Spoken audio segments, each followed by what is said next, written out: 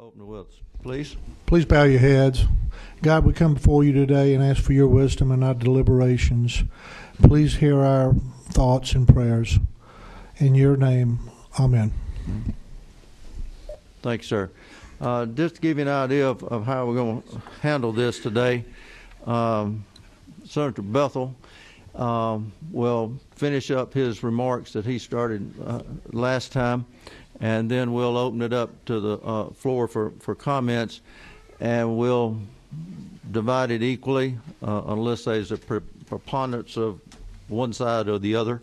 I would like to get everybody heard if I possibly can. So I'm going to hush and turn it over to the Senator. Well, thank you, Mr. Chairman. I appreciate you recognizing which senator you wanted to hear. I have told many people that it's one of my goals to live long enough to tell people that I served with Senator John Kennedy and have them not be sure which one.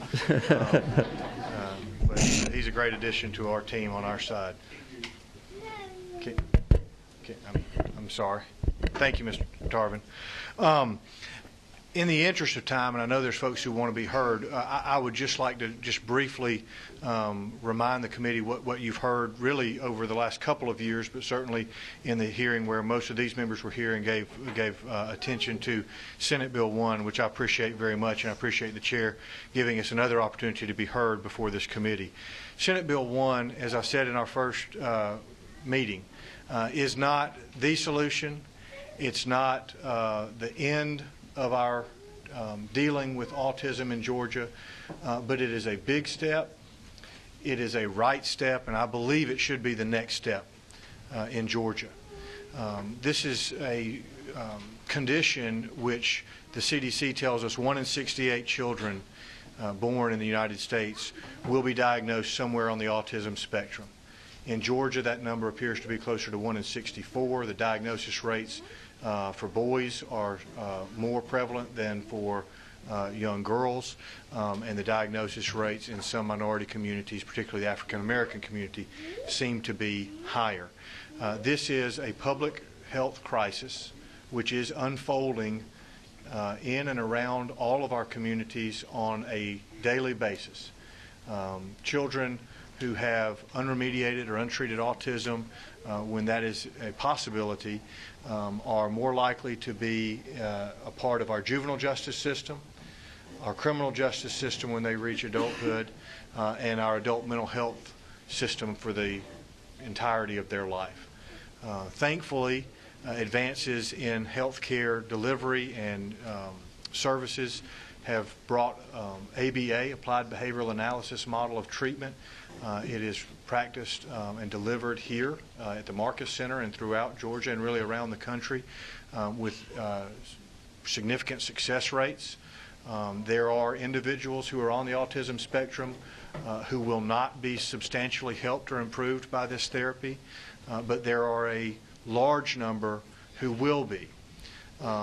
We ask in Senate Bill 1 that if a product is marketed in Georgia as health insurance, that it provide coverage for this condition, which is more prevalent than the rate of childhood diabetes, childhood cancer, and childhood HIV and AIDS combined. Now, there has been a lot of discussion about the cost associated with this.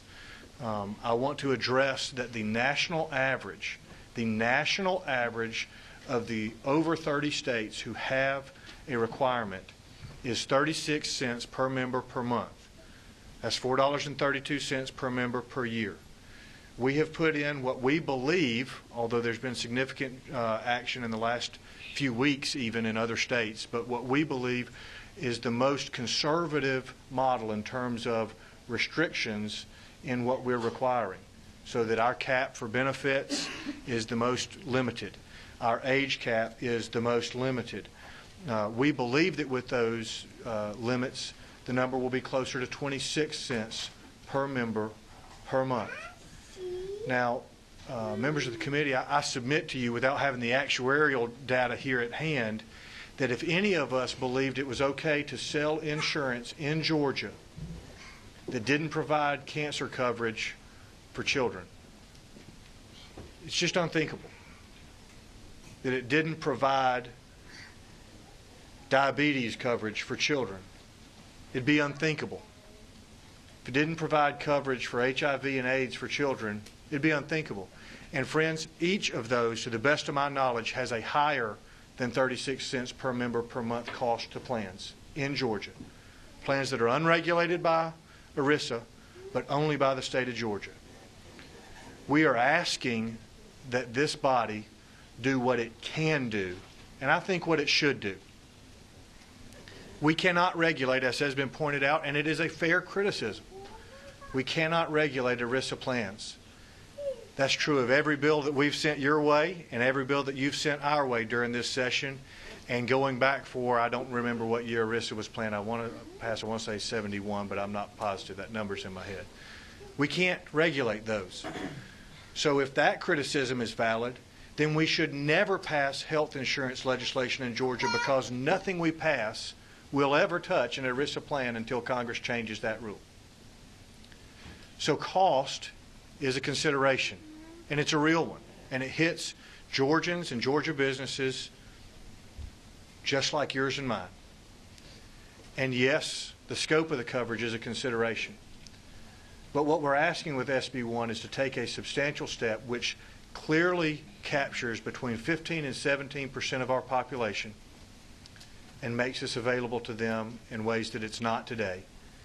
It opens the pipeline for ERISA plans in ways that we discussed in the previous meeting, but briefly just to point out that when a plan is piggybacking, so to speak, on a third-party administrator's policy or their network, they are generally offered a plan that is part of what's baked in the marketplace, and then you pay as a self-insured employer for deviations from that plan. So here's what we'll provide your employees, and here's the network, and here's the policy. If you want to change that, those administrative changes generally cost the employer to change. So if we are saying, we are leading by example, if we are saying this is important in Georgia, we're going to provide this coverage, it's going to be part of what we guarantee to folks who buy our regulated insurance.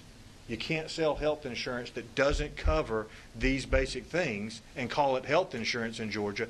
Then there's a piggyback effect for those ERISA plans that we can't regulate directly. Mr. Chairman, that's the crux of what we're trying to accomplish.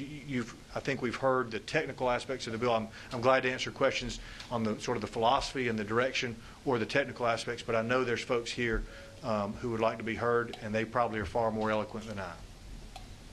Does anyone on the committee have a question? Okay.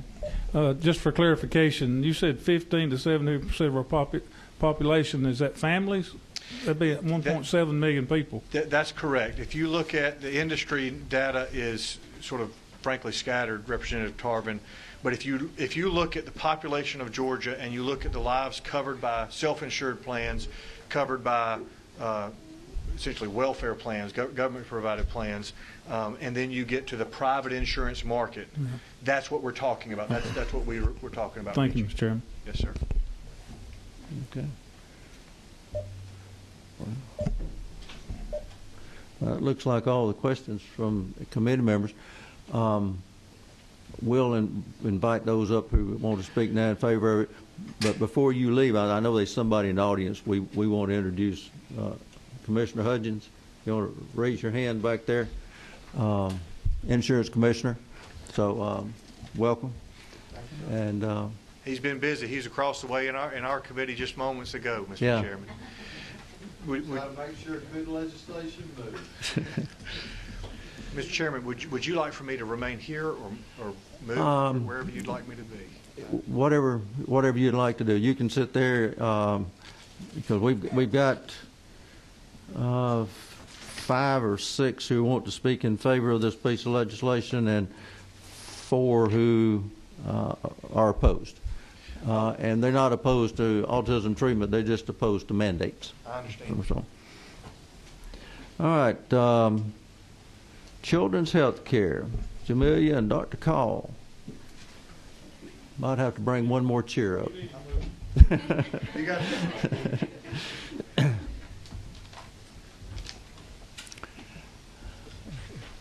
Those who are testifying for and against this bill, when you sit down, please identify who you are, who you represent, and we'll go from there. And looks like each group will have about 5 minutes.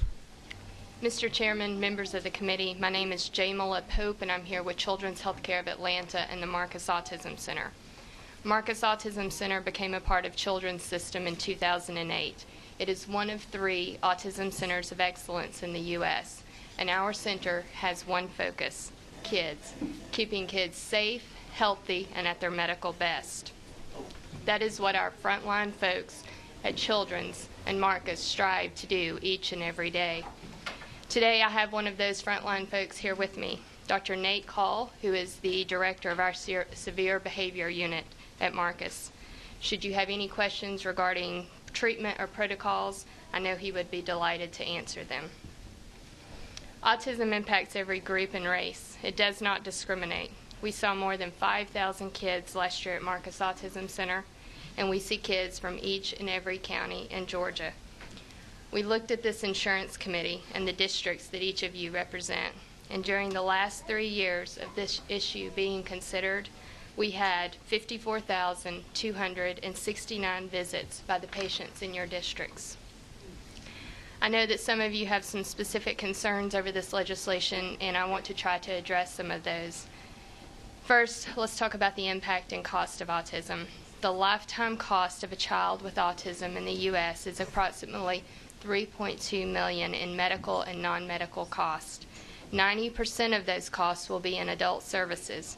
That is 3 times more expensive than the costs associated with early intervention. Educating a child in a general education classroom is approximately $6,000 per year. A child in a special education classroom will cost an additional $12,000 a year. But with early intensive intervention, the kind of behavior treatment that this bill would cover, children with autism can attain intellectual, academic, communication, social, and daily living skills within the normal range. This means that many will be able to move from that special education classroom to a general education classroom, thus saving the state thousands of dollars per year per child. So that's a look at some of the costs that can be associated with a child who does not receive treatment. But what about the cost in terms of providing this type of insurance coverage, the cost that the opposition of this legislation wants you to fear? Here is what we know. In states that have passed similar legislation, costs have not been what was predicted, even by the state's own studies. In Missouri, autism-related costs have accounted for just 0.2% of total claims, leading the Missouri Department of Insurance to report that the legislation would have no appreciable impact on premiums. It is worth noting that the Missouri law, enacted in 2010, is much more broad than Senate Bill 1, covering children through age 18 with a $43,000 a year cap. Claims data spanning multiple years and in multiple states with similar coverage have shown the average premium impact, as Chairman Bethel has said, to be only 32 cents per member per month. The fear of the cost argument is simply unfounded based on what has occurred in 38 other states. Now it's 39. We had one more state just last week. The next few details are some things that members of the opposition tend to sometimes inaccurately portray. The behavioral treatment in this bill is not already offered and or available in these small group plans. You may hear from others here today that the autism services are already covered by insurance, and that is at best half true. The diagnosis of autism is covered. Some plans do offer speech therapy, occupational therapy, and physical therapy, and while that therapy is very much needed, and it is often used to treat the symptoms of the disorder, it is certainly not the type of behavioral treatment we are talking about in this bill. Behavioral treatment, specifically the medically supervised applied behavioral analysis treatment in this legislation, is not something that is or could be covered by school systems. Some school systems do employ ABA tactics to help individual students meet their IEP goals. And this is a good thing that it's happening in some school settings. but it's very different from the clinical ABA treatment, the kind that Dr. Call provides, that would be covered by this legislation. I've heard some say that this issue should be studied some more, and this issue has been well studied across the country. 39 states, which is 5 more since we were talking about this issue last year, have passed some version of insurance reform legislation. In the states that have studied the cost impact, it has never been what was predicted, and in many cases it's been far less. And to my knowledge, no legislation has been repealed, and in many cases the laws have been expanded. This is not a new issue for Georgia. This issue has been being considered for 7 years, and what you have before you is a bill that has adhered to the General Assembly's own process. It addresses the concerns that were raised by members of the Georgia legislature. It addresses the concerns that have been raised by Georgia businesses. Finally, there's also been discussion about why we should require these state-regulated plans to provide such coverage when the ERISA plans are not required. This can certainly be raised as an issue, but the fact of the matter is tough choices, right choices, and the best economic choices must be made. The state has no ability to regulate these ERISA plans, but the state has the responsibility to properly regulate the non-self-insured plans. Failure to properly regulate these plans leaves the door open to a burden that is placed on Georgia families. It lets Georgia taxpayers down, it lets Georgia teachers down, the school systems, and yes, it lets Georgia businesses down. Passing SB 1 is a financially responsible decision. And I'd like to ask Dr. Call if he could talk with you just a little bit about what he actually sees on a daily basis in terms of a child coming into the Marcus Autism Center who hasn't received treatment. Thank you, Jamelyn. Thank you, Mr. Chairman and members of the committee. I hope to today provide just a little bit of context to what autism is, what its effects are, what treatment for autism looks like, and hopefully that can answer some questions that I frequently get. Autism is a genetic-based disorder that affects the neurological development of a child at its very earliest stages of development. We really are only just now beginning to understand just how early these effects take place. But we know that in typically developing children, a child as young as 2 months responds to stimuli like their mother's voice, their mother's face, and they will orient and show preference to those stimuli. What we also know is that children who go on to develop an autism spectrum disorder don't show those same signs or to the same degree. And this is an indicator that at the earliest ages that we can detect these types of behaviors and these types of symptoms, these children are different.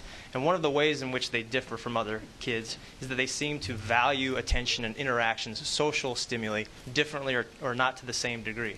Now think about that for just one moment, how that might affect a developing infant. If a child that young doesn't find the same value in interactions with a caregiver, a mother, for example, they're not going to attend to those same kind of interactions that a child relies upon to learn about the social world, to learn about what life is like being a member of our world. And as a result of that, they might attend to other things. And so you see some of these kids go on to develop symptoms like repetitive behavior, body rocking, hand flapping, things like this that are these repetitive behaviors that seem to be stimulatory and really taking the place of the types of interactions that come from interacting with another human being.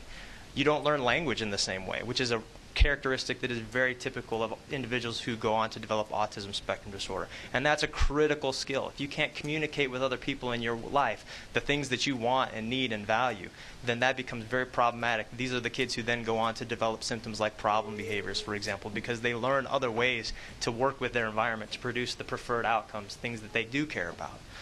And so these are the types of symptoms that we can see. We know this is a genetic disorder as well. It's a medically diagnosable genetic disorder. We know that because if you have one child with an autism spectrum disorder and then have a second child, that child is 5 times more likely to have an autism spectrum disorder themselves.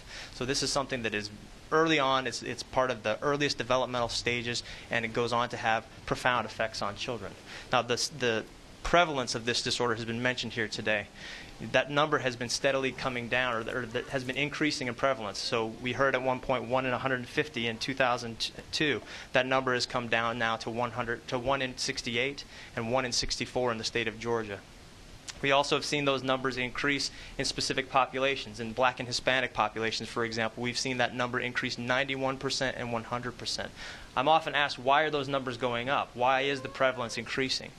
The CDC has done some great work in this area and shown that most likely the greatest contributor to that increase has to do with detection. That the better tools that allow us to assess at younger ages are getting a cohort of children diagnosed that previously were not. That greater awareness is having more and more people going to their physicians and to other folks who are able to do that diagnostic work. And as a result, we're detecting autism at younger ages and more accurately. And as a result of that, those numbers are going up.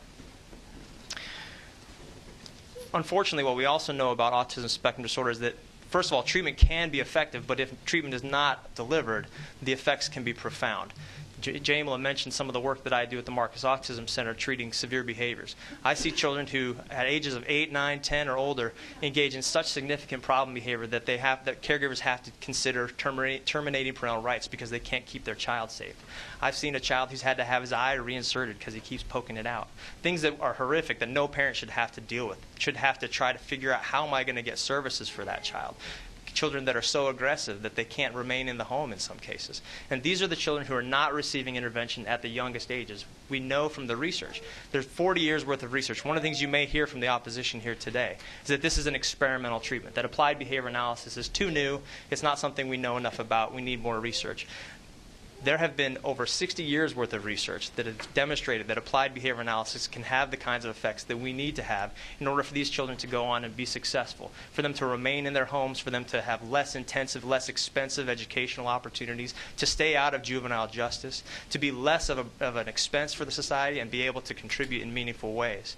And so this is not an experimental treatment. The earliest clinical trials for this research, or for this treatment, occurred in the 80s. So this is not something that is experimental. We know that these treatments can have profound effects. Many of these treatments are delivered by myself and my colleagues at the Marcus Autism Center. And yet we know that if these treatments don't occur when these children are young, that they do not have the same kind of effect. And so in order to be as successful as they can be, it is important that they occur at the youngest possible ages. And I believe that that's how this bill was written, to emphasize intervention at the youngest ages when those children are most able to benefit from those treatments. And so, ladies and gentlemen, I sit here, you can't see my view. I sit here and I'm looking, I see a seal sitting right in front of me. It says wisdom, justice, moderation. And I really feel that this bill meets every one of those criteria. This bill, it has wisdom behind it in that we're trying to do something that is for the best benefit of the state of Georgia. I understand I oftentimes work with kids and I'm supposed to advocate for the individual child, but I understand that you also have to look at what's good for Georgia, all of the children in Georgia. And I think that this bill passes muster with respect to wisdom. Justice, this is absolutely the right thing to do. Moderation, you think about what's being done in other states. This is a relatively conservative bill. And again, I'm not necessarily the person writing this legislation, but I am someone who looks at what's going on amongst my colleagues in other states and the type of work that they're able to do and the types of treatments they're able to provide in other states. And I know that this is, by many standards, a pretty conservative bill, and yet we feel like it's an important first step. So I thank you for your time and attention to this matter today. One comment. Be sure that you limit your comments to 5 minutes, because the last 4 of this group now has 15 minutes between them. Mr. Tarvin. For clarification, you said if your first child has autism, second child what now? Say it again. So there have been a couple of large studies that have looked at in an entire population, where they've assessed an entire population, that if you have a child who is diagnosed with autism spectrum disorder and then have a second child, that child is 5 times more likely to develop autism. So that second child goes to 1 in 13.6 or something like that? Roughly, yeah. I don't have that math. I know it's 1 in, yeah. Thank you. Sure. 18. Thank you, Mr. Chairman, and thank you for coming to testify and for the great work that you folks do there at the Marcus Autism Center. My question: we talk about the autism spectrum, and we all know folks who are on various levels of that spectrum. Is there any data that suggests how many patients may be across that spectrum, more toward the more severe end, more toward the less severe end? Is there any data that suggests what those numbers might be? I don't have those exact numbers, I'm afraid, but what I can tell you is that over the last handful of years, larger and larger proportion is being allocated to the higher functioning end of the continuum. That in the earliest days of the diagnosis, the majority of individuals who are being diagnosed were at the lower end of the continuum. And I think that reflects an overall understanding of the syndrome, as well as tools for detection. I mean, some cases are pretty blatant, if you will, right? That the symptoms are very clear cut, and that as detection has gotten better, as awareness has increased, and as our ability to make diagnoses has improved, symptoms that would otherwise maybe go undiagnosed can be detected in individuals who are higher functioning or at the higher end of the continuum. Right. Thank you. Thank you, Mr. Chairman. Okay. Looks like that's all the questions. Next would be Autism Speaks. And Mr. Chairman, we appreciate all the time that you have given to reviewing this issue over the last year, and we are very appreciative of the hearing here today. Thank you.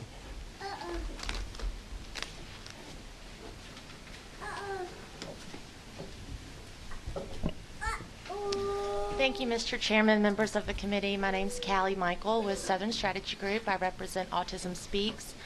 Autism Speaks is the world's leading research and advocacy organization for autism. We very much support Senate Bill 1, and thank you for this hearing. I have with me Anna Bullard, who many of you have met. Anna is Ava's mother, and I'd like for her to share her and Ava's story. Chairman Smith, I will work to be brief. Okay, good. I hear you. Thank you for the hearing. Many of you I've spoke to, and I appreciate all of your time. You know, my daughter Ava is in that category. She was diagnosed very early at 2 years old. She had no language. She had no skills. She had no ability to communicate her wants or needs. And of course, we knew something was wrong. We did not know what. We don't have anybody in our family with autism. And so we took her to the developmental ped, and of course they said, yes, she has autism, and you need to go get applied behavior analysis.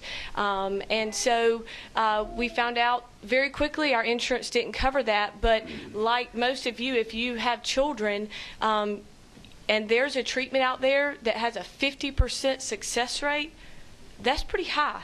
And I'm willing to take my chances.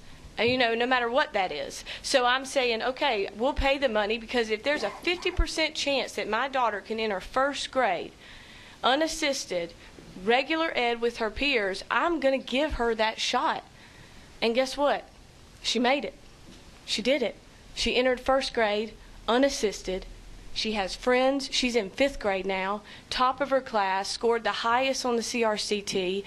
And you know what she said she wants to do when she grows up? We live in Lyons, Georgia, so if any of you are from a small town, you know. She said she wants to buy her own land. That's a Georgia girl right there. And she wants to own a fashion store in Lyons, Georgia. Now, my daddy is in construction, and so she did say to him, I want Big Daddy to build it. so she's a smart girl. But Ava is an example of the potential. And I will say, I get asked all the time, why?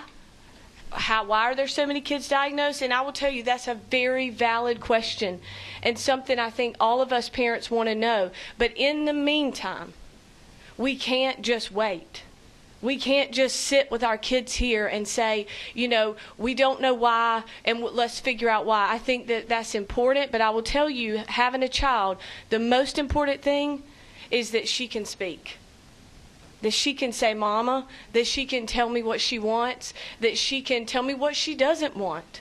That is what is important. So I just wanted to say that she is a story of 1,000 stories in this state. And I just want to introduce to you Preston, who is in the back. I don't know if you could see Preston. Preston is 3 years old. Can Preston wave?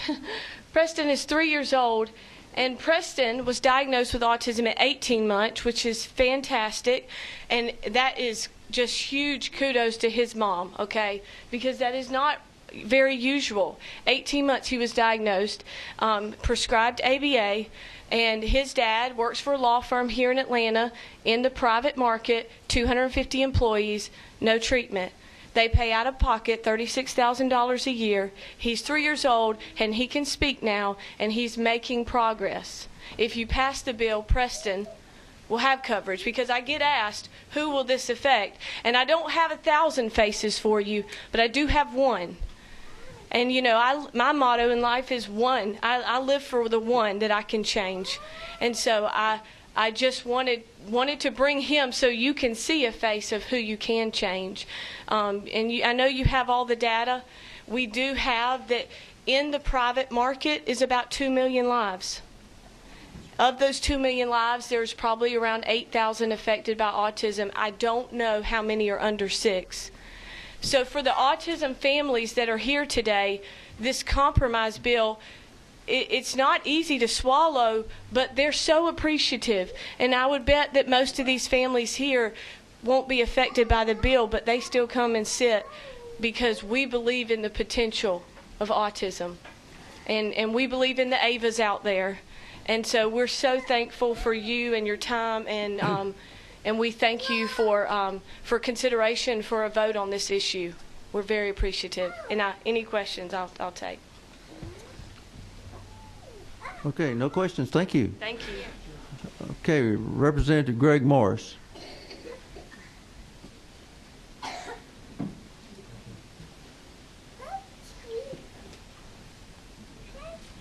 I'm going to have to remind the House member 5 minutes. Huh? Yeah.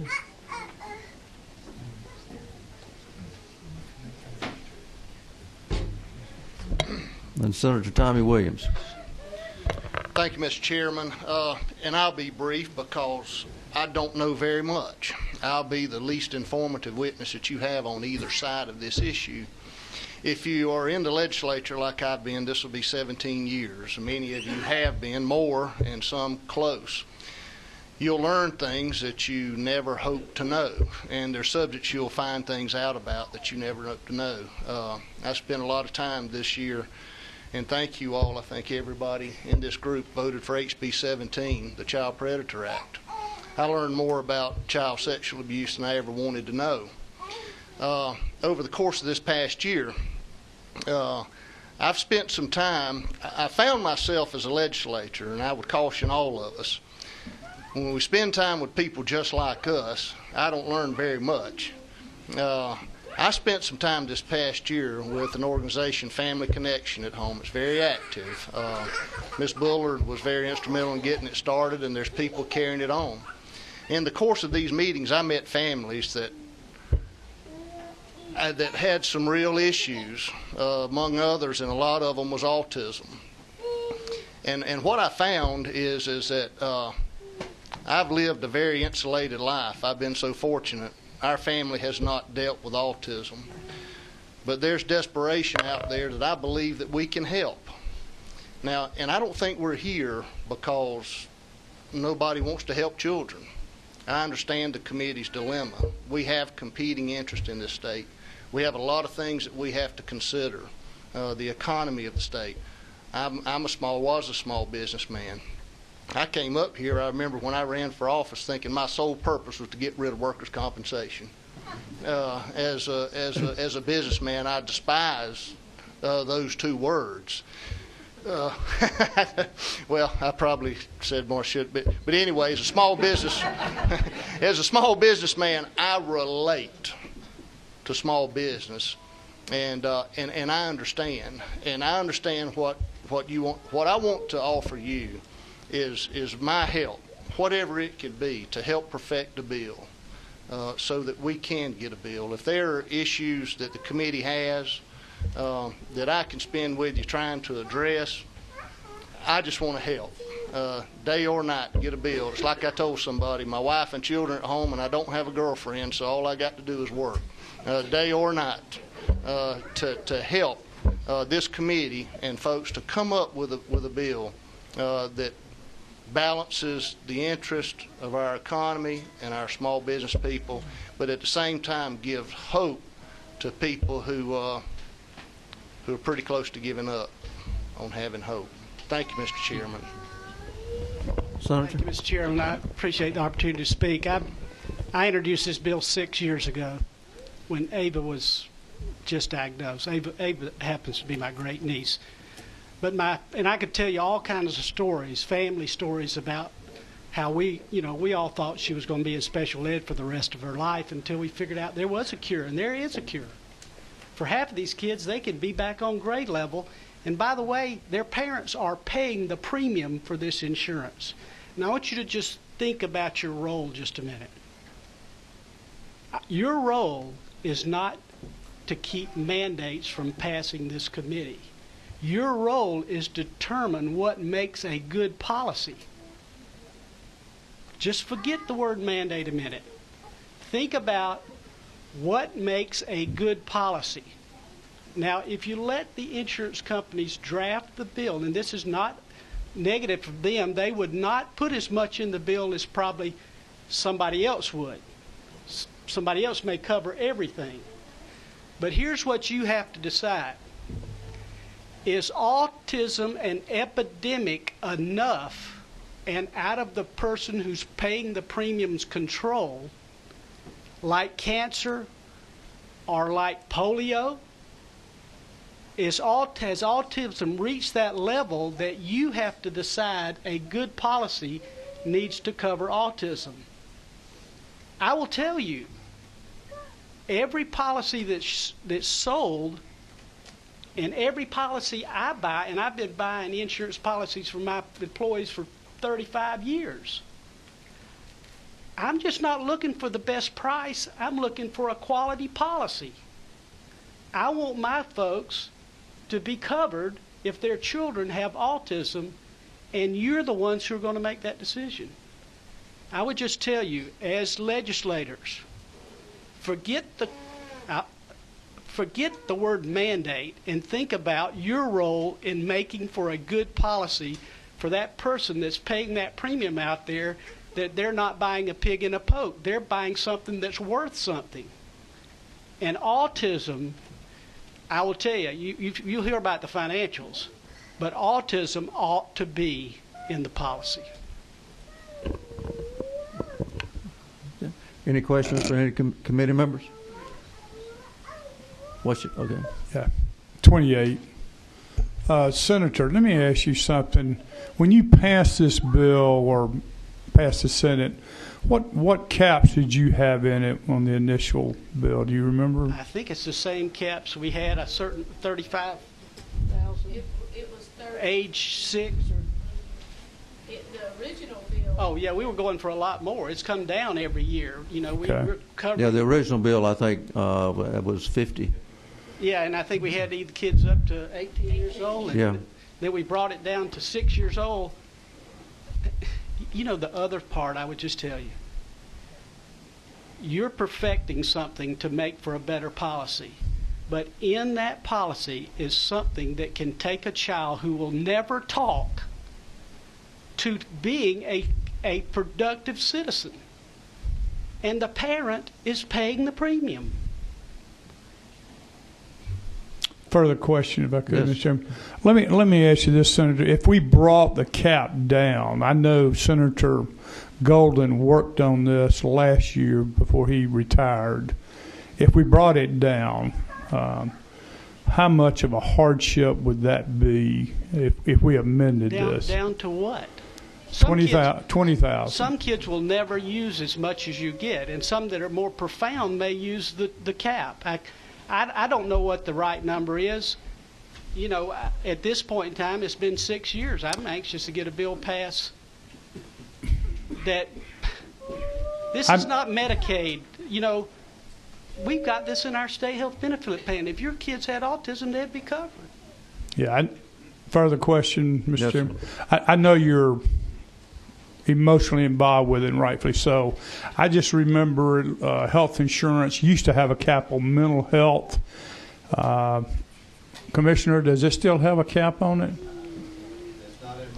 Used to have 5,000. It does not? I would say this. Through the new health, okay. I would say this. Who are you saving money by capping it? You're not saving the state any money because you're actually helping the state by getting kids off the welfare rolls and off the Social Security and in the school. So you're adamant about 35,000. No, I'm not saying I'm adamant. I am adamant, but I'm willing. It's not my bill anymore. Charlie's carrying the bill. Yeah. But that is not a big number. After about a year, Ava was, had 1,000 words, and probably didn't need the maximum coverage after that. I think you probably need at least the 35,000 to get you through the first year, and then you plan based on success. You're happy. Further question, further comment.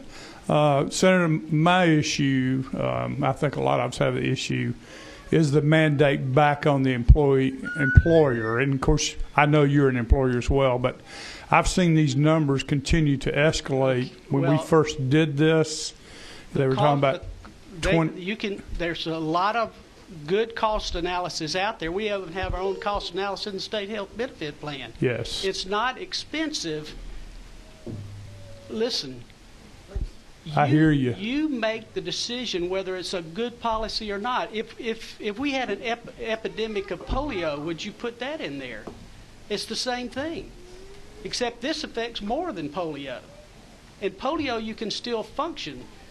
This, you can't speak. Get beyond the mandate. Let me add one thing, and you're not just talking about the kid that can't function. This is the other thing I've learned. You're talking about parents that can't function. Because when you've got a severely autistic kid, I mean, your life is already, it appears to me, by observation, every minute of your day is accounted for, one way or the other. You're not thinking about vacations. You're not thinking about jobs oftentimes. You're just thinking about trying to handle on a day-to-day that child. So it's not only the future of the child, which is important enough. It's the parents and grandparents who so much of their time is taken up when it could be in more productive times if that child was able to function on their own. You're not just freeing up the child. Oftentimes, in my experience, you're freeing up parents, grandparents, and aunts and uncles.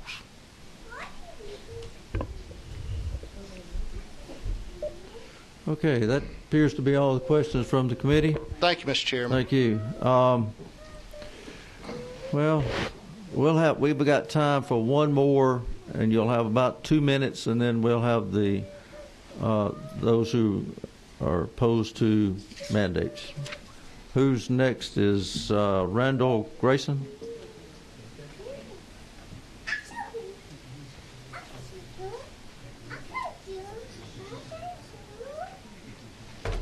Thank you, Chairman, for only giving me 2 minutes, because following all those people, I could never say everything that they've said. I'm not here representing anybody other than my daughter, who's 13 and has been diagnosed with autism. I have been a volunteer for a number of organizations. I'm a lawyer in private practice here in Atlanta. I've been a member of the Autism Society, Autism Speaks, the Georgia Council of Developmental Disabilities, and I'm a current member of the Human Rights Council for the Department of Behavioral Health and Developmental Disabilities. And I was involved with the law for the last 7 years. And in my private practice, I am an employment and employee benefits lawyer. So with the 2 minutes that I would like to tell you, first of all, I've been involved in drafting this law from the beginning. We've worked with scientists, community members, representatives, politicians, everybody. I believe this law has been well thought out, well drafted, and has been a conscious effort to try and take into consideration all of the views from all of the community of people who are interested in autism. And I believe that you cannot get a better law.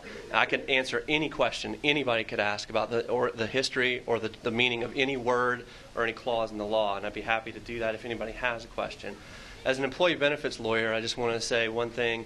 I worked on a lot of self-funded plans when I was a young associate, and I get questions from employers all the time about compliance issues. One question I never get. I never have an employer call me up and say, how can I find a way to deny medically necessary care to the children of my employees? They are worried about costs, but the more often than not, the cost question becomes, how can I provide this care that I know that my employees need in a way that is not too costly, and that, I believe, is what this law does, and I believe that the evidence there adamantly supports that. I will say I've watched this law for the last 6-7 years. We tried to address every single question. We tried to address every single thing. I believe that we put our money where our mouth is in this bill. There's a if any insurance company actually sees a cost increase, they get a waiver. I think that we know that this is a good bill, that this benefits the people of Georgia. It is a very carefully considered bill. I've been with it from the beginning. I've tried to answer every single person's questions. I think I can answer any question that you have about technical details of the bill. I hope that it will finally get a vote. I hope that we'll finally get to see it on the floor and let the legislators vote their conscience on the bill. Thank you for your time. I think you have a couple of questions, Representative Taylor. Yep. No, Thank you, Mr. Chairman. As I've listened today, I have a couple things that have kind of cropped up in my mind I wanted to clarify. The $35,000 limitation. How would this put us out of compliance with federal regulations for ADA and equalization of the mental health that was passed several years ago in Congress? I feel like this could open us up to a future lawsuit because we have included a limitation in an area that federal law prohibits us to limit. I believe that, well, first of all, this regulates state insurance plans, and you're asking somewhat of a technical question related to ERISA and how that applies. The Mental Health Parity Act may have implications for the cost limits. There's certainly ways that other plans have imposed cost limitations on both mental health treatments and other treatments like this, behavioral health treatments. I think that it's a doable situation.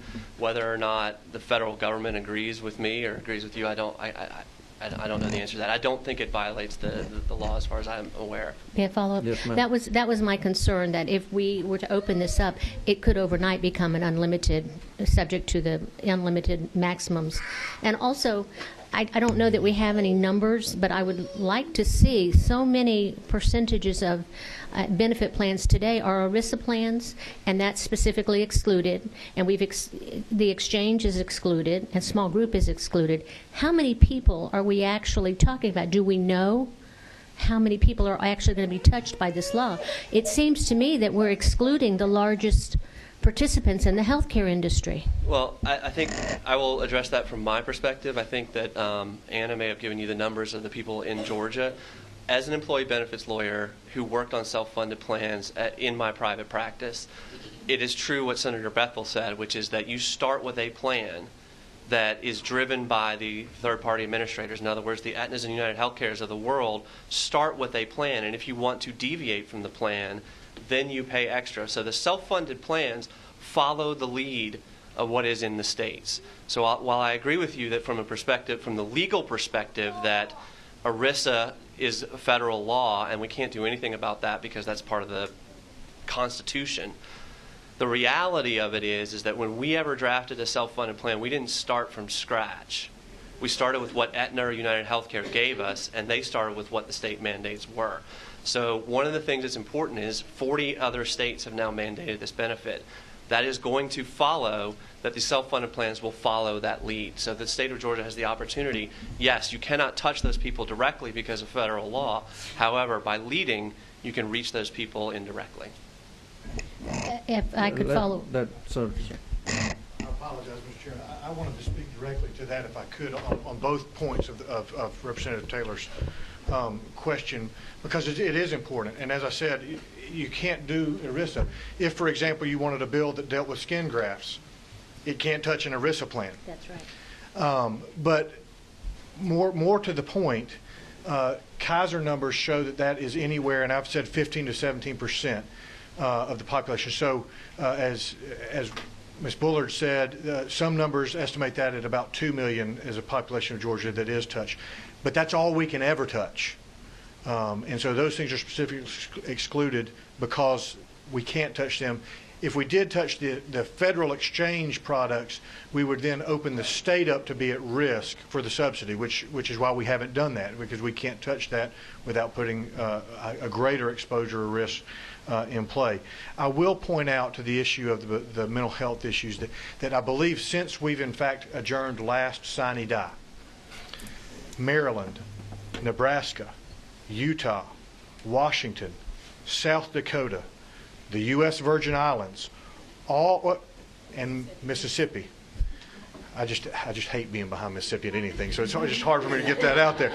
And have all passed capped mandates, which will, once those governors, there's a couple that are still waiting on governor signatures who have given indication they intend to sign. I bring the total to 41 or 42, plus U.S. Virgin Islands and non-states with this. But the point being, all of them have passed that in a post-ACA world. And all of them are administering that in a post-ACA world and are not encountering the problems that people have sort of, will it be unlimited? Will we go into that world? No one is having that problem.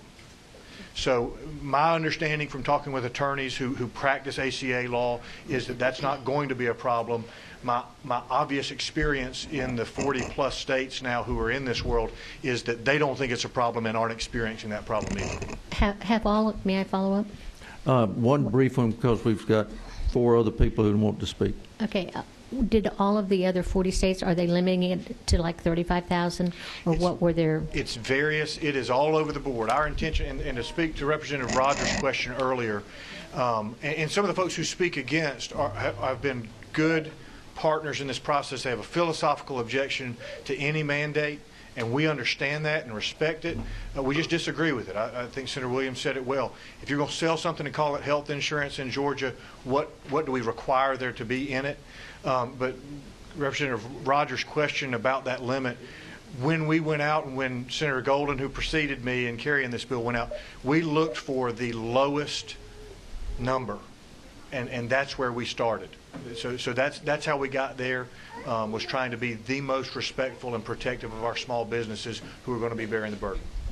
Okay. Thank you. Thank you. We've got 4 that want to speak on this particular bill. We'll hold it, if you don't mind. I had a question for Randy. Okay. Go ahead.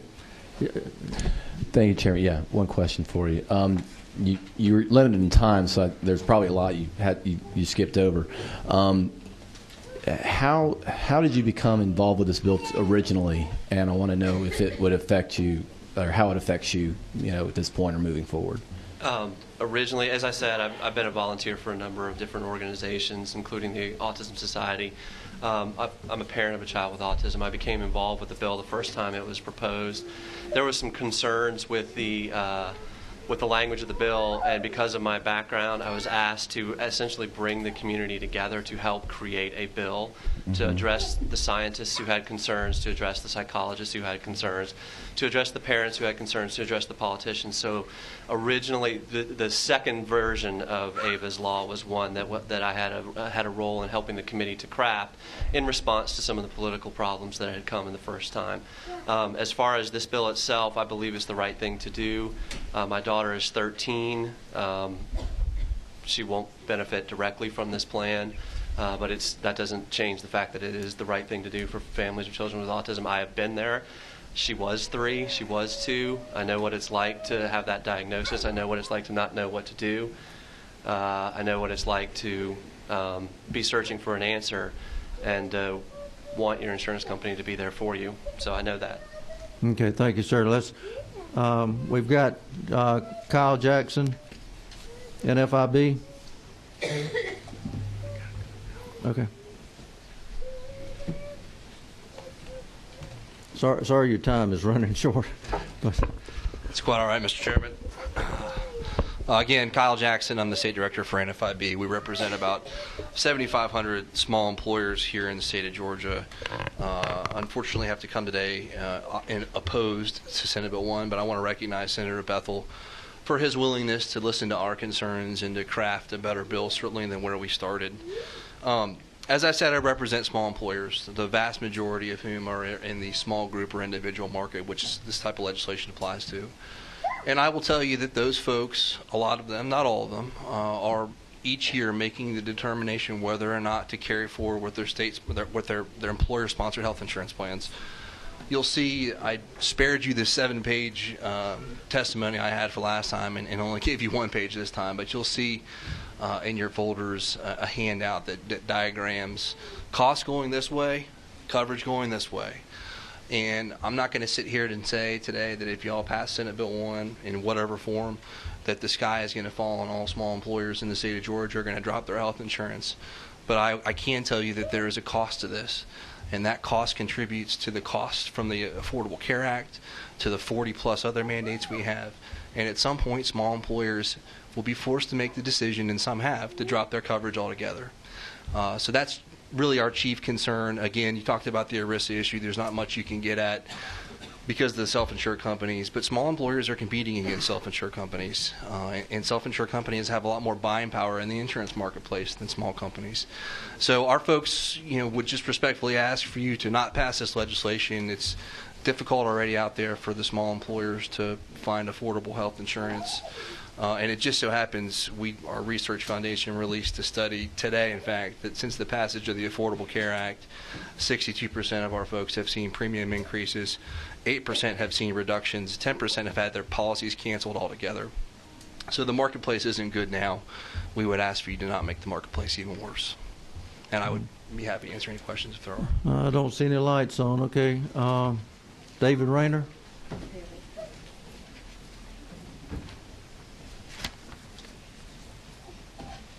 Yes, sir, Mr. Chairman. Thank you. I'm David Rayner with the Georgia Chamber of Commerce. I come before you today to echo the concerns of my colleague, Mr. Jackson, with NFIB. The Georgia Chamber represents over 20,000 businesses statewide, and despite popular belief, the vast majority of those are, in fact, small business owners. We'd ask that you carefully consider the implications for SB 1 were you to take action moving forward.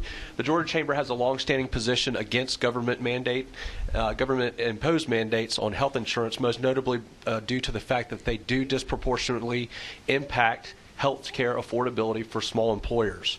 We've heard from many of these employers over the years before this very committee that have threatened that they would have to discontinue providing health insurance for their employees or any additional mandates, even if it's $1 per member per month. Some of the folks are in that dire of a situation throughout our small business community that they may have to discontinue offering health insurance. I would ask the committee also to consider the cost data associated with the fact that the state health benefit plan has now started offering limited coverage for ABA therapy on the autism spectrum disorder. We have, as an organization, enjoyed a great working relationship with Chairman Bethel. I'd like to go on the record as thanking him today for doing his best to try to mitigate the negative impacts of this that this type of mandate could have on premiums. But we would ask that, again, you proceed very carefully as you continue to deliberate on this bill. So I'd be happy to answer any questions. One Yes, quick sir. one, Mr. Chairman. Go ahead. Mr. Rayner, of the 20,000 members of the Georgia Chamber, how many companies have their own ERISA plans? Oh, goodness, I'd have to get back with you on that information. How many would you guess? I would have to say between maybe 20-25%, but I'll get back with you on that information. Okay. I don't want to be misquoted. So what size employers do you have? 50 or more If or we're less more than on the 50? small business, I'd say the vast majority outside of the metro Atlanta area would be between or probably under 100 employees. Okay. Did you poll your members on this? We have in the past, yes. What And was the actually, poll? our Small Business Advisory Council, which is a representative population of our small business owners in the state, have made this a top priority as far as future mandates on health insurance for small businesses. So, One more. Yes. What was the poll data? Do you remember? it was overwhelmingly, 80th percentile or higher. Okay. Out of the how many responded? Out of those, I would probably say we had roughly 200 or more Out of 20,000? of that small business population. Okay. Thank you. Okay. All right. Graham Thompson.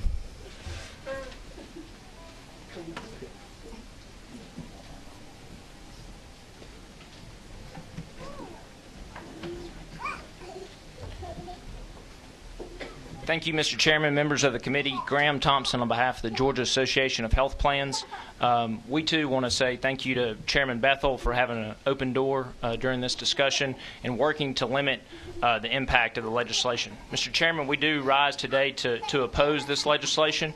throughout this debate, and it's certainly been a multi-year debate, we've had 2 points of emphasis. One is employer parity. The state should not ask the private sector to cover what it does not cover for its own employees. And the costs. The costs do not seem to be unknown, though, because everybody agrees that there will be an increase and an impact on health insurance premiums. On the employer parity question, Mr. Chairman, certainly for this year, this plan year under the state health benefit plan, the state is covering for just over 600,000 members of the state health benefit plan ABA therapy. So this is a brand new benefit. We're not quite 90 days into that experiment, and as I understand the way that the utilization review works, DCH will be receiving from the 3 health insurance plans that are serving as vendors for the state health benefit plan that utilization data. So we may see that this stuff doesn't cost as much as we say it does, and certainly that'll be a brand new debate for next session. But that data will not be reported until late April or May. We'll see if this is an epidemic. Does the 1 in 64 children that are diagnosed seek treatment? And we'll see that because the state health benefit plan is statewide. We're going to see people receive coverage not just at the Marcus Institute, but in Valdosta, in Thomasville, in Dalton, Georgia. We're going to see people all across the state, and we'll see what those cost impacts are. To the cost question, Mr. Chairman, an autism mandate exists today on in the state statute. If you look at line 46 of the bill, it actually strikes the existing mandate that was passed in the 2001 legislative session. And so what does that mandate cover? It requires the health plans to cover diagnosis, physical therapy, speech therapy, and occupational therapy visits. But with any coverage or treatment, there is a limited number of visits. And what we do not cover is ABA therapy, and that's because we see it as educational, not medical. And that's obviously the center of this debate. That is not a perspective that is way out of the mainstream, though, Mr. Chairman. I'm going to cite a couple of folks that share that perspective. As we all know, in 2010, the Affordable Care Act, or Obamacare, passed. And so that set off a really intense wave of lobbying from Autism Speaks and various other advocacy groups to say, hey, ABA therapy is an essential health benefit and should be covered as one of the 10 very broad service categories that go into each qualified health plan. Every plan sold after 2014 has to be a qualified health plan, and it has to cover essential health benefits. Well, after 4 years, even after this intense round of lobbying and certainly lots of conversations, the President's own health care organization, HHS or CMS, said ABA therapy is not an essential health benefit. So it's not an essential health benefit. This bill on line 23 says ABA therapy is not an essential health benefit and will not be covered on the exchange. Also, as you know, Mr. Chairman and members of the committee, this legislature set up the Mandate Review Commission. And so after a year of several meetings, which we participated in, the employer community participated in, your constituents and several of you, after a year of thoughtful debate looking at what does this stuff cost and what do we want to cover, they did not recommend passage of an ABA therapy mandate. So we wanted to stress that. Additionally, just this last week, I think you saw some comments in the press from Governor Deal talking about any sort of solution that would help meet some of these public sector challenges. Folks mentioned, keeping children out of special ed, keeping children out of juvenile justice, keeping folks off the welfare rolls. Governor Deal said we need a broad-based solution, that this is a fragmented solution or an insufficient solution. And so we agree, and we certainly want to partner in those conversations and work towards that solution.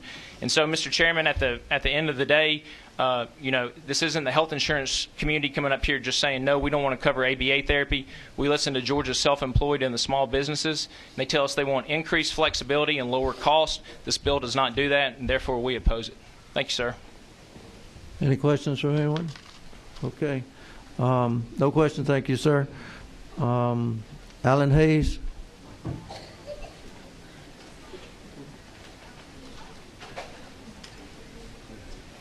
We only have this meeting until 3 o'clock. So.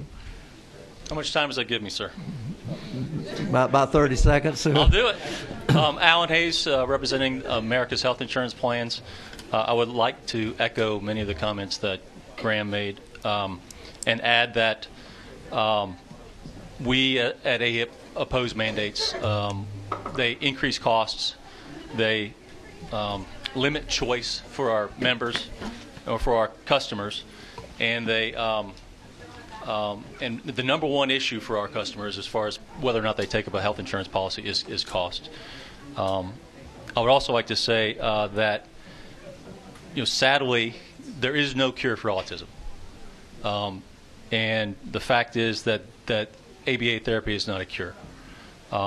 And you don't have to take my word for it. I mean, the science is out there to study on this issue. I would say again, this is not a autism mandate bill. It is a ABA therapy mandate bill. As Graham pointed out, there is already an autism mandate on the books in Georgia. The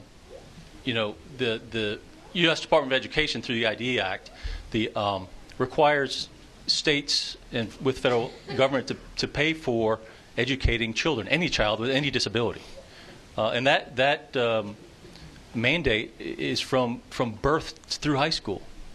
And so what we hear loud and clear is that system does not work. That is failing some of our children with somewhere on the autism spectrum. But to shift that burden to small businesses and to individuals in their health insurance premiums from where the deficiency is in the education system seems like not a very good idea to me, that perhaps we should concentrate on fixing those problems in the system where it's already being addressed. I would also say, as to kind of back that up, I've been doing this for now, I think, 15 years, including my time at the insurance department. This is the first insurance bill I've ever seen that references the Individuals with Disabilities Education Act. And the reason they do that is because this is a benefit that they should be receiving at school. With that, I would say I'll answer any questions that anybody has. Okay. I don't see any questions. All right. I guess we better go because they're starting to gather outside. All right. This meeting is adjourned. Thank y'all.